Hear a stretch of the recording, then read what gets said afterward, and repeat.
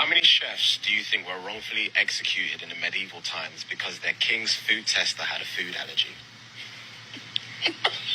Well, hey there, my friends. I was actually tagging that previous video quite a bit, and it does bring up a very fascinating question. What would happen to the poison tester of, the king, or the chef for that matter, if, the king suddenly died because he had a nut allergy, or a dairy allergy, or something that killed him?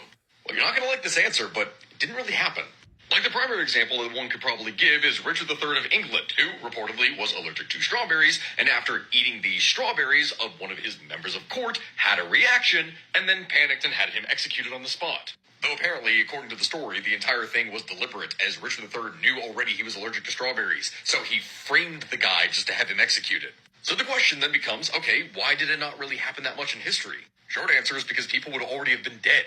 The majority of allergies seem to become more common within the last 1 to 200 years. Prior to that, the mortality rate of people was so incredibly high, and their exposure to so many diseases so high, that children would oftentimes die at much younger ages from pretty much anything, which means that allergies did not propagate among nearly as many people back in the day.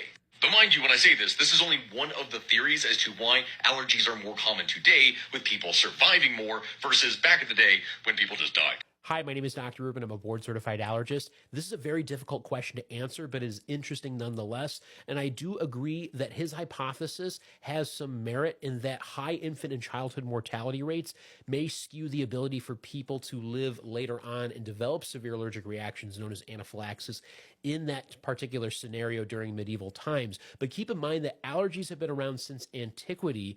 The first likely recorded case of fatal anaphylaxis occurred in 2600 BC to Pharaoh Menes, who was stung by a wasp. Now, we have learned a lot over the past about 100, 125 years or so, and the basic understanding of anaphylaxis didn't really come into fruition until 1902, when Charles Richet and Paul Portier were aboard a ship. They were testing on dogs by injecting them with a specific sea anemone toxin, and after multiple injections, these dogs passed away. That they initially called it aphylaxis, and then changed that name to anaphylaxis to describe a severe, potentially life-threatening allergic reaction, for which Charles Richet won the Nobel Prize in 1913. Prior to that discovery and our better understanding of the immune system, when people were having potentially an allergic reaction, it would have been described differently, like somebody was poisoned, there was witchcraft or divine punishment, or even that they were bad humors.